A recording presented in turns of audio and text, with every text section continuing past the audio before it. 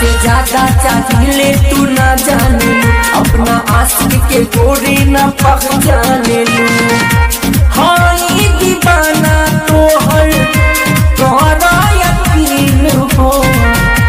हाँ ये दीवाना तो हर तोहरा यकीन हो। तोहरे ही नाम से हमर धड़केला दिल हो।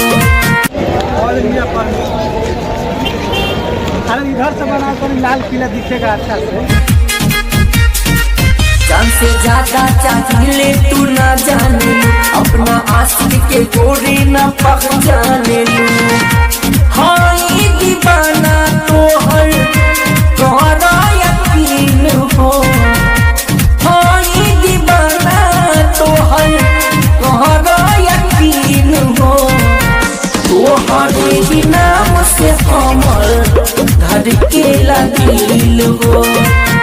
हेलो गाइस, भाई को सपोर्ट कीजिए, फॉलो कीजिए, हैं हमारा डीके पिक्चर चैनल को आगे बढ़ाइए। आप लोगों के प्यार आशीर्वाद से हम लोग आगे बढ़ सकते हैं। ये बिहार से हैं, हेलो वीडियो करते हैं स्टार्ट और आप सब फुल मजा लीजिए।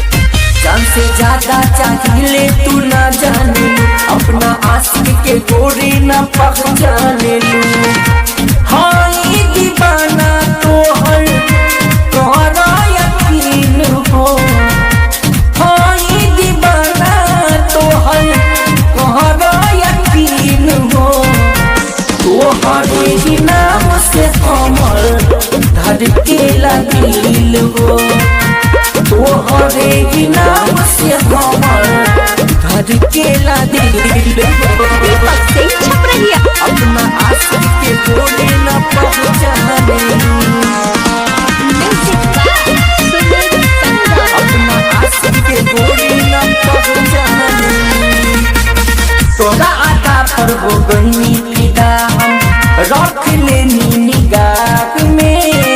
यही से तुझसे मिले रही तोहरे चाक में, रही तोहरे चाक में। तोरा आदा पर हो गई फिदा हम रख लेनी निगाह में। यही से तुझसे मिले रही तोहरे चाक में। हाउ तन मन में बसल हम सच कहिले यार तोहरे में हरदम डूबल रहिले।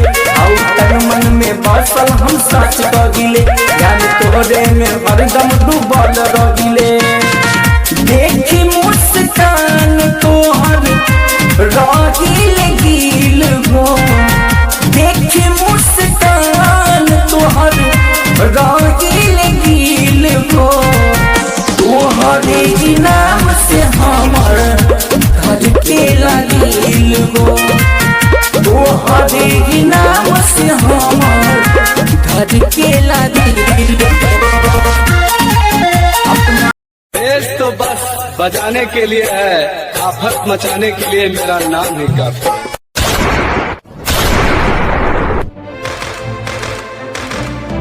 दीपक सिंह छपरहिया।